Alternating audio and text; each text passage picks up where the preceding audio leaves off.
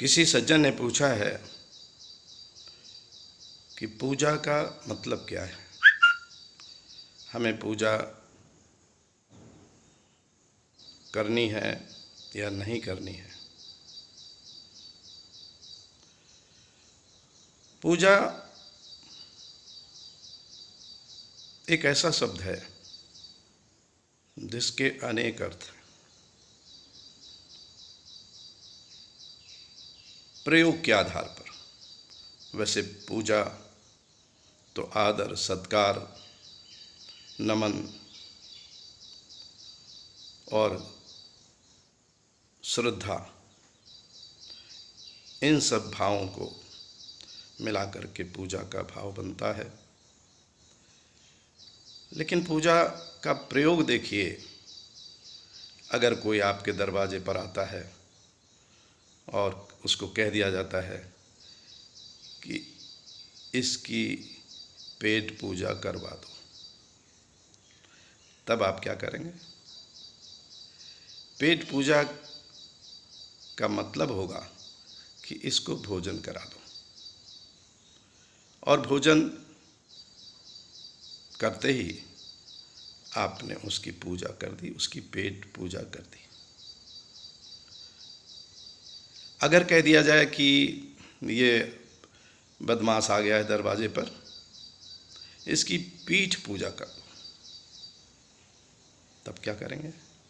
क्या पीठ पर पुष्प, फूल, मिठाई और पूजा की जो सामग्री बताई जाती है वो उस पर चढ़ाएंगे? नहीं, ऐसा नहीं करेंगे। आप तो उसकी पीठ में डंडे मार सकते हैं, चोट कर सकते हैं, उसकी पिटाई कर सकते हैं। यहाँ पूजा का अर्थ बिल्कुल बदल गया।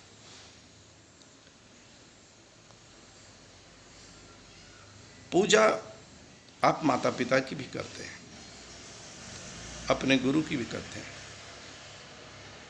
तो अब वो पूजनीय होते हैं। तो पूजनीय का तात्पर्य ये हुआ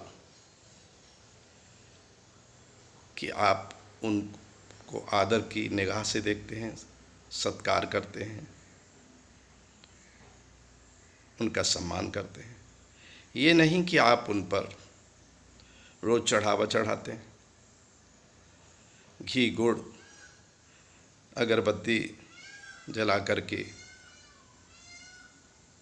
कर्मकांडों की तरह पूजा करते हैं, ऐसा नहीं है।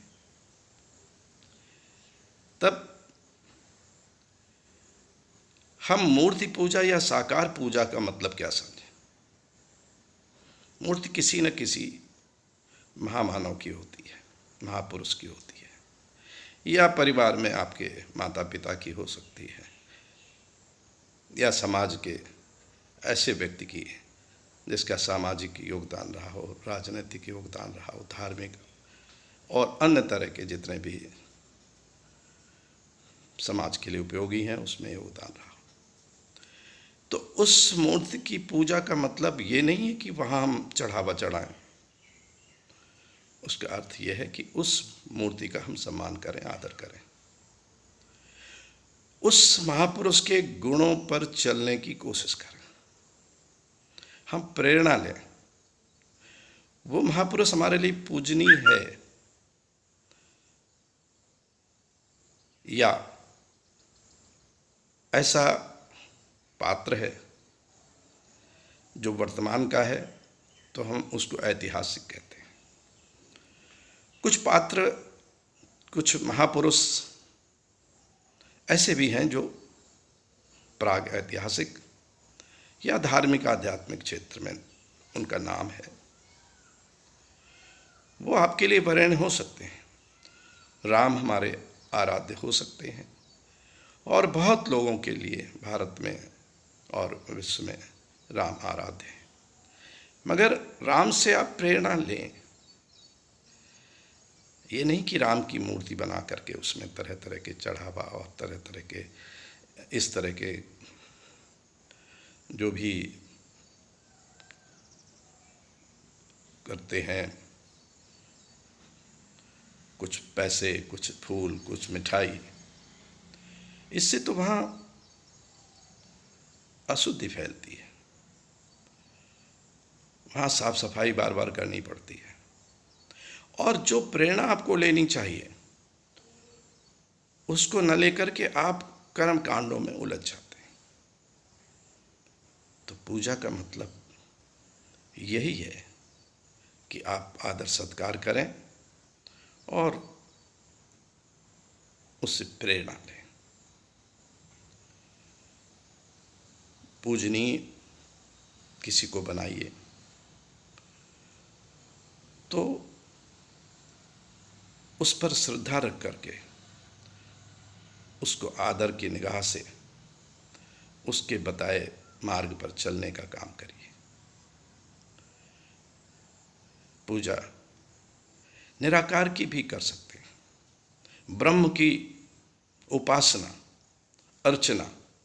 अर्चना और उपासना पूजा के बिल्कुल करीब अर्थ वाले शब्द हैं।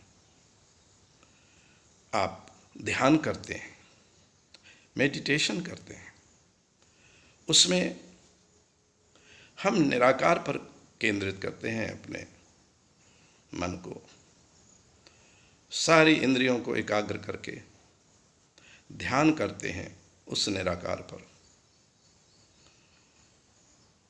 तो एक प्रकार से ध्यान भी पूजा ही हुई, सामान्य अर्थ में, सामान्य व्यक्तियों के लिए। लेकिन ध्यान पूजा से भी उच्चतम स्थिति पर ले जाता है आपको, और एकाकार करने की स्थिति में आप पहुंच जाते हैं, जिसके लिए कहा गया कि आत्मा और परमात्मा एक है। वेद वाक्य सो अहम, या कहा गया है तमसो मां ज्योतिर्गमय, अंधकार से प्रकाश की तरफ जाओ। वही ध्यान करता है। इधर उधर के कर्म कांडों में दुनिया के विभिन्न धर्मावलंबी लगे रहते हैं, लेकिन समय तो आपके पास उतना ही है, वही 24 घंटे। इसमें कुछ वैज्ञानिक कर्म कर लें, कुछ धार्मिक कर्म कर लें, और कुछ समाज के उत्थान के विकास के लिए कर्म कर लें, तो आपका जीवन सफल होगा। आप भी पूजनीय हो जाएंगे, वंदनीय हो जाएंगे। बौद्धिक दर्शन ये ज्ञान मार्ग का दर्शन है। हम इसी पर चलेंगे, निश्चित ही कुछ और प्रकाश फैलेगा, कुछ अंदर से प्रकाश आएगा, कुछ बाहर से प्रकाश दिखेगा, और इसी पे चलते रहें। अहम ब्रह्मास्मि, अहम ब्रह्मास्मि, अहम ब्रह्मास्मि।